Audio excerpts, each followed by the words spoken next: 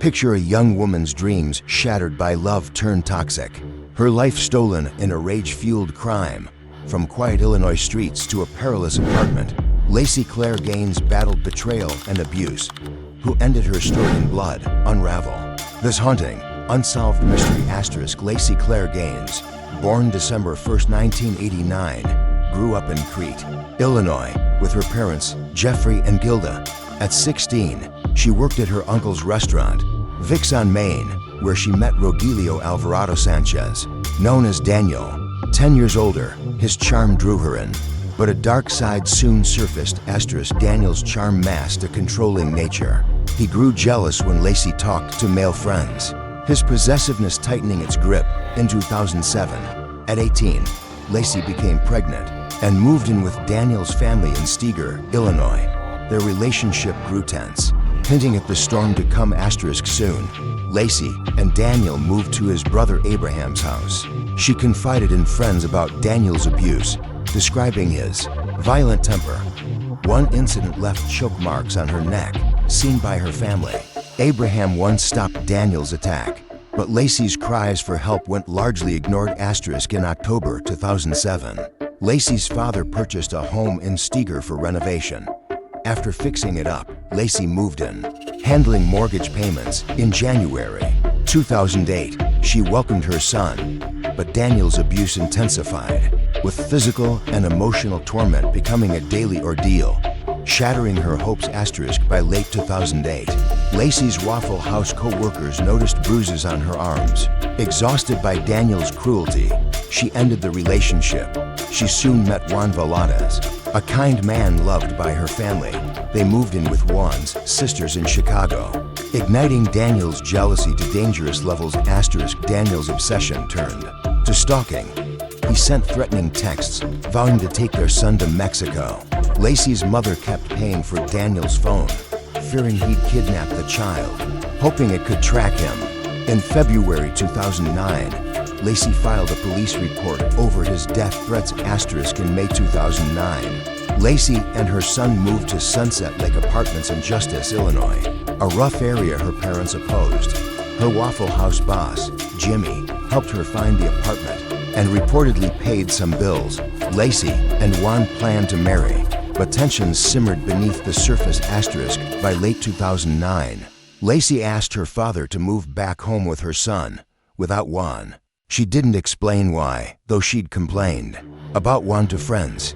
Yet, on December 4, 2009, she told a friend she was excited about marrying Juan, leaving everyone confused. * On December 7, 2009, Lacey left her son with her grandmother for a doctor's visit.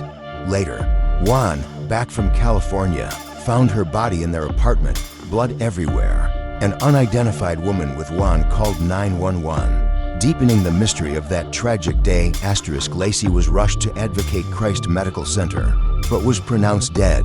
An autopsy showed she was strangled with an electrical cord and stabbed in the neck with her kitchen knife. The overkill suggested intense rage. No forced entry implied she knew her killer. * The medical examiner deduced the killer was right-handed. About Lacey's height, the weapon's origin suggested an unplanned attack. No defensive wounds or sexual assault were found. Adding to the enigma, police believed the killer had a key or was let in willingly. * Daniel, with his abusive past, was the prime suspect. After interrogations and a past polygraph, he was cleared. A detective, days later, claimed he knew the killer but lacked evidence.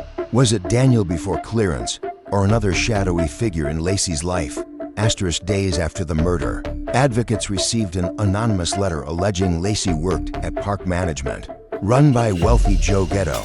It claimed Joe had affairs with young women, including Lacey, whom he called strays. His ex-wife, Linda, distanced herself over his behavior. * The letter claimed Joe's property manager, Irene, set him up with her daughter, who later cut ties.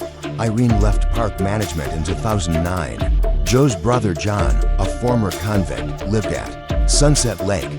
Both were described as charismatic but cruel to women. * In September 2009, Joe allegedly fired Lacey over an affair with a co-worker. She stayed at Sunset Lake, but rumors spread of her involvement with multiple men, allegedly causing friction. The letter claimed her killer, possibly a maintenance worker, fled to Mexico after contracting an STD. The letter mentioned Joe's brother Steve, who lived in Lacey's building and had bipolar disorder. It accused the Justice Police of a cover-up, possibly paid off. A 2010 review by Bernita hinted a maintenance worker was involved, but no solid leads emerged. 14 years later, Lacey's murder remains unsolved. Her life, tangled with abuse and secrets, left too many suspects. Was it a jealous ex, a scorned lover, or a hidden figure from her complex? The truth lies buried, leaving her memory in shadows. Lacey Claire Gaines' story is a haunting puzzle, lost in a web of betrayal and rage. Who ended her life in that blood-soaked apartment? Subscribe Town Scene Moments to explore more unsolved mysteries and share your thoughts. What really happened to Lacey?